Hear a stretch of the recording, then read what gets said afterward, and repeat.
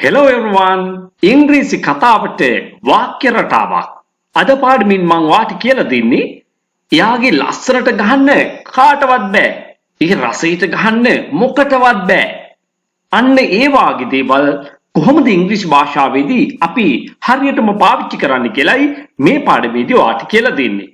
සුපුරුදු විදියටම පාඩමේ මුල ඉඳන් අවසානය දක්වා රැඳී ඉන්න ඔයාට මීට අමතරව බොහෝ දේ ඉගෙන ගන්න හැකියාව තියෙනවා.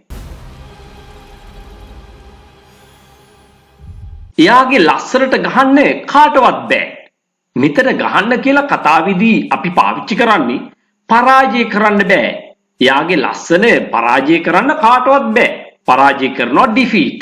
අන්න ඒ වෙනුවෙන් තමයි beat කියන වචනය මෙතනදී පාවිච්චි කරන්නේ. හේතුව මෙවැනි පදවල අර්ථ ගොඩක් තියෙනවා. නමුත් මේ පාඩමට මම අදාළ කරගන්නේ අන්න ඒ මුලින් කියපු අර්ථය පමණයි. No one can beat. කිසිවෙකුට පරාජය කරන්න බෑ. කිසිවෙකුට පරාජය කරන්න බෑ. Her beauty. ඇගේ සුන්දරත්වය. ඇගේ ලස්සන. එයාගේ ලස්සනට ගහන්න කාටවත් බෑ. අන්න එහෙමයි අපි කතා කරන භාෂාවේදී ඒක කියන්නේ. No one can beat her beauty. Beauty කියන වචනය හා සම්බන්ධ වෙච්ච එකම පවුලේ වචන සෙට් එකක් මේ වෙලාවේදී ඉගෙන ගත්තොත් ඉංග්‍රීසි භාෂාව හදාරන බොහෝ දෙනෙකුට මේක ප්‍රයෝජනවත් වෙයි කියලා මම හිතනවා. Beautify. ලස්සන කරනවා, අලංකාර කරනවා. ඒක තමයි ක්‍රියාපදය. Beautiful. Everybody knows this. ලස්සනයි, අලංකාරයි, දර්ශනීයයි. Beautifully. ලස්සනට, අලංකාර ලෙස, දර්ශනීය ලෙස. So that's the adverb. Beautiful, adjective, beautifully, adverb. Beauty. ලස්සන, සුන්දරත්වය, අලංකාරය. So that's the noun. ඒක තමයි නාම පදේ වෙන්නේ. මේකෙනුත් බොහෝ දෙනෙකුට ප්‍රයෝජන ගන්න පුළුවන් වෙයි කියලා මම විශ්වාස කරන නිසා තමයි මේ කොටසත් මේ පාඩමට එකතු කළේ. එහෙමනම් නැවතත් පාඩමට යමු. එයාගේ ලස්සනට ගහන්න වෙන කාටවත් බෑ. No one can beat her beauty. No one can beat her beauty. එයාගේ ගායනයට ගහන්න කාටවත් බෑ. No one can beat his singing. එහෙම නැත්නම් her singing. No one can beat his singing. එයාගේ රූපෙට ගහන්න කාටවත් බෑ. No one can beat her figure. එයාගේ රංගනයට ගහන්න කාටවත් බෑ. No one can beat his acting. No one can beat her acting. Act රංගපානවා ඒ වගේම පනතටත් කියනවා. Actor නළුවා, actress නිලිය. ඒ රසයට ගහන්න මොකටවත් බෑ. අන්න එතකොට අපි වාක්‍ය පටන් ගන්නෙ nothing can beat කියලා. Nothing can beat that taste.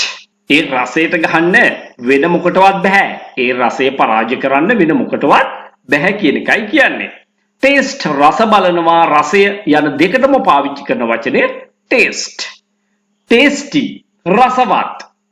Tastily රසවත් ලෙස, රසට අපි කතාවේදී කියන්නේ රහට කියලා. අන්න ඒ සඳහා අපි පාවිච්චි කරන්නේ tastily. Tasteless රස නැති. අපි ඒකට ness එකතු කරලා noun එකක් හදා ගන්නවා. Tastelessness රස නැතිකම, රස නැති බව. Tastelessly කියලා ඒකේ adverb එක අපට හදා ගන්න පුළුවන්. ඒ සතුටට ගහන්න මොකටවත් බෑ. Nothing can beat that happiness. Nothing can beat that happiness. ඒ සතුටට ගහන්න මොකටවත් බෑ.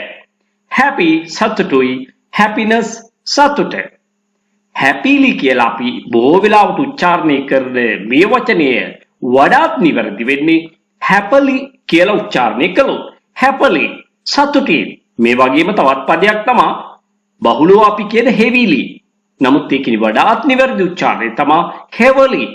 Happily, heavily. ඔයාගේ හඬට ගහන්න මොකටවත් බෑ.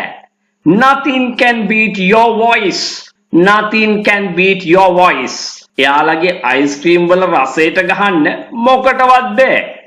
Nothing can beat the taste of their ice cream. Nothing can beat the taste of their ice cream. ඔවුන්ගේ නිෂ්පාදන වල ඉහළ ගුණත්වයට ගහන්න මොකටවත් බෑ. Nothing can beat the high quality of their products. Nothing can beat the high quality of their products. එහෙමනම් දැන් ඔයා දන්නවා මෙවැනි වාක්‍යයක් ඉංග්‍රීසියෙන් කොහොමද කියන්නේ කියලා. කාටවත් බැහැ කියන අර්ථය ගැනීමේදී ඔයා no one can beat කියලා පාවිච්චි කරන්න. කිසිවකට බෑ කියලා කියනකොට nothing can beat කියන ආකාරයෙන් වාක්‍ය ආරම්භ කරන්න. ඉතින් මේ පාඩමේ තවදුරටත් හොඳින් පැහැදිලි වෙන්න අවශ්‍යයි කියලා හිතනවා නම් නැවත වතාවක් පාඩමේ මුල ඉඳන් නරඹන්න. මෙන්න මේ වගේ වීඩියෝ ඔයාට අප්ලෝඩ් කරපු ගමන් දැනගන්න නම් ඔයා channel එක subscribe කරලා තියාගන්න අමතක කරන්න එපා. ඔයා කොච්චර ඉගෙන ගත්තත් තාමත් ඉංග්‍රීසි කතා කරන්න බෑ නේද? ඔයා කරන්න ඕනේ ඉගෙන ගන්න ක්‍රමයේ වෙනස් කරන එක. ඉංග්‍රීසි තාමත් කතා කරන්න බැරි වෙන්නේ හේතුව ඒ සඳහා පුහුණුව අත්‍යවශ්‍ය වෙන නිසා. ඒ සඳහා ඔයා තෝරගන්න ඕනේ පිරිස අඩු පන්තියක්. මෙන්න මේ පන්තිය ඔයාට වඩාත් සුදුසුයි කියලා මම හිතනවා. සාමාන්‍ය පෙළ විභාගයෙන් පසු ඒ වගේම උසස් පෙළ විභාගයෙන් පස්සේ සිසුන්ට නේවාසිකව පුහුණුව ලබා ගන්න පුළුවන් දින 21ක්. මේකේ විශේෂතා ගොඩක් තියෙනවා. ආහාර පාන, නවාතැන් පහසුකම් සමග සම්පූර්ණ ගාස්තු ඔයා ගෙවන්න ඕනේ රුපියල් 85000ක් පමණයි.